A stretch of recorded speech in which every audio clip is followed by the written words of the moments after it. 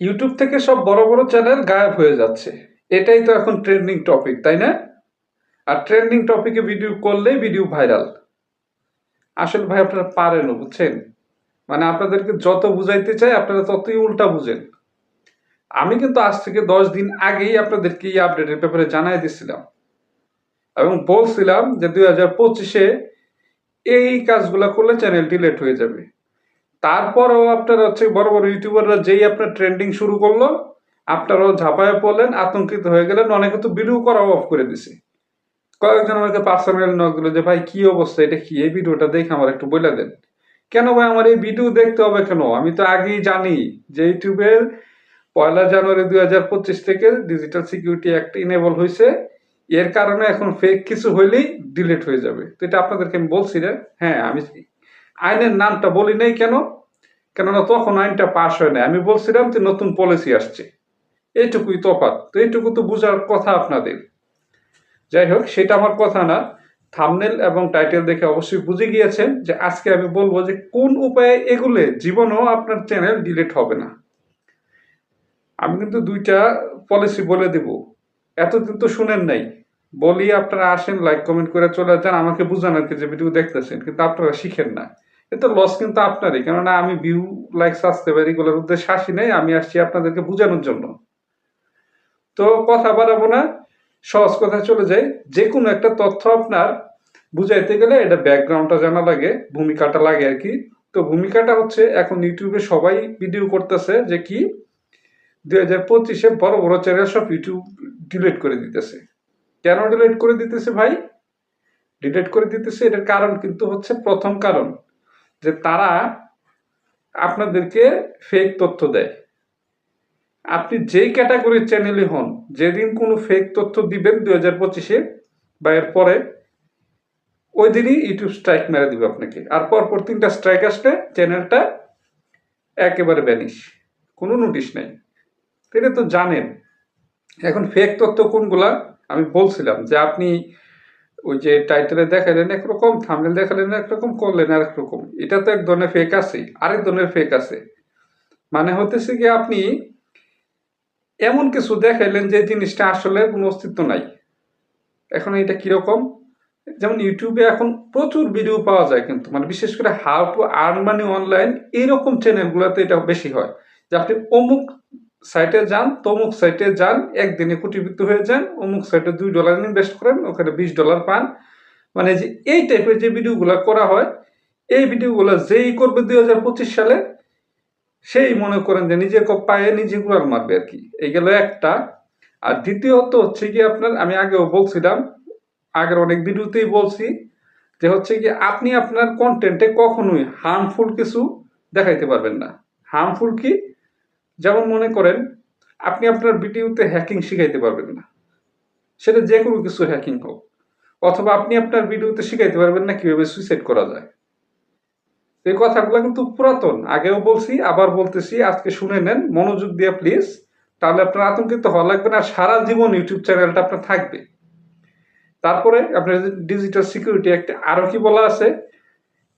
আরো বলা আছে, অনেকেই দেখবেন আপনাদেরকে হচ্ছে ওই যে স্প্যামিং করা শিখায়। স্প্যামিং করাটা যাবে না, আমি তো অনেক ভিডিওতে বলছি, আপনাদেরকে বলছি না? আর স্প্যামিং মানে শুধু স্প্যাম কমেন্ট করা না। স্প্যামিং মানে হচ্ছে কি, আপনার অনেক ক্রিয়েটর আছে আপনাদেরকে ইউটিউবে দেখায়, মানে কিছু কিছু অ্যাপস আছে, যেমন 1xbet আছে, এটা সেটা আছে, এগুলো আপনার স্প্যামিং। কিন্তু কেন? এগুলাতে আপনার অনেকই আছে, আপনার মানে স্পন্সরশিপের অল্প কয়টা টাকার জন্য ক্রিয়েটররা আপনাদেরকে নাকে দড়ি দিয়ে ঘুরাইতেছে, আর আপনারাও ঘুরতেছেন। মানে কি আমি বুঝাই বলি, আপনার অনেক ফিশিং লিঙ্ক আছে, কিন্তু আমি বারবার বলি যে এসব ফিশিং লিঙ্ক নিয়ে আপনারা কাজ করেন না। তারপরেও কাজ করে, আপনারাও যান ওইখানে, যা ধরা খান। ধরা খায় অনলাইনে ইচ্ছা মতো গাইডলাইন 14 গোষ্ঠী উদ্ধার করেন। এখন ওই ফিশিং লিঙ্ক গুলা কি কি? যেমন মনে করেন আপনার ইউটিউবে এখন একটা রমরমা বাণিজ্য আছে। রমরমা বাণিজ্য কি? যেহেতু বিপিএল সিজন চলতেছে, আপনার অনেকেই দেখবেন স্পন্সর করতেছে যে ওই ওই জায়গায় যাও, ওই জায়গায় গিয়ে তুমি সঠিক জেনুইন তথ্য যাই না এসে বেটিং করো, ওই বেটিং এ তুমি কোটিপতি হয়ে যাবা। এই যে এই ধরনের প্রমোশনাল লিঙ্ক যারা অল্প কিছু টাকার জন্য স্পন্সরশিপের আশায় করতেছে, আপনি সঠিকটা করলে কোনো অসুবিধা নেই, কিন্তু রং যেদিন করছেন সেদিনই ধরা খাইছেন। রংটা কিরকম বলি, আপনি মনে করেন যে একটা ওয়েবসাইটে ডিপোজিট করতে বললেন সদস্যদেরকে, ওই সদস্য ডিপোজিট করলো এবং ও কিছুদিন পর স্প্যামিং হয়ে আপনার মনে করেন যে ওই লিঙ্কটা গায়েব। এটাই হয় এগুলাতে, কারণ আপনি $2 দিবেন, আপনারা $20 ফেরত দিবে, এইরকম দানবীর পৃথিবীতে কোনো কোনো জায়গায় নাই। টাকা কি গাছে ধরে নাকি? তো ওই যে এরকম যারা করতেছে তারা কিন্তু ধরা খেয়ে গেছে। নাম বলবো না, বিশাল বড় একটা ইউটিউব চ্যানেল ছিল আপনার, ওই চ্যানেলের নাম টেকনিক্যাল অনন্তজি, হিন্দিতে চ্যানেল করতো আর কি। আমি যখন স্টুডেন্ট ছিলাম তখন ওনার কথায় আমি এক জায়গায় $5 ইনভেস্ট করছিলাম, তখন ডলারের দাম ছিল কম, 80 টাকা। তো আপনার মনে করেন যে $5 ইনভেস্ট করে $2 পাইছিলাম, $3 মাইল, কিন্তু তার কিন্তু ইনকাম হয়েছে। সে ওই যে স্পন্সরশিপ পায় না, ওইখান থেকে টাকা কামাইছে, কিন্তু যারা মানে তারা ফলো করছে তারা সবাই খেয়েছে বাস। তখন হয়তো এটা ইউটিউবে ছিল না নিয়ম, এখন আছে, তার মানে এখন এগুলো আপনি করতে পারবেন না, নতুন যারা আছেন আর কি, বা 2025 একটাও যদি করছেন আপনি শেষ। তো আরেকটা যেটা হচ্ছে কি, যে আমরা ইউটিউবে অনেক ভিডিও দেখি যেখানে আমাদেরকে মানে এরকম কিছু জিনিস দেখায়, মানে পেইড একটা জিনিসকে ফ্রিতে কিভাবে ইউজ করা যায়।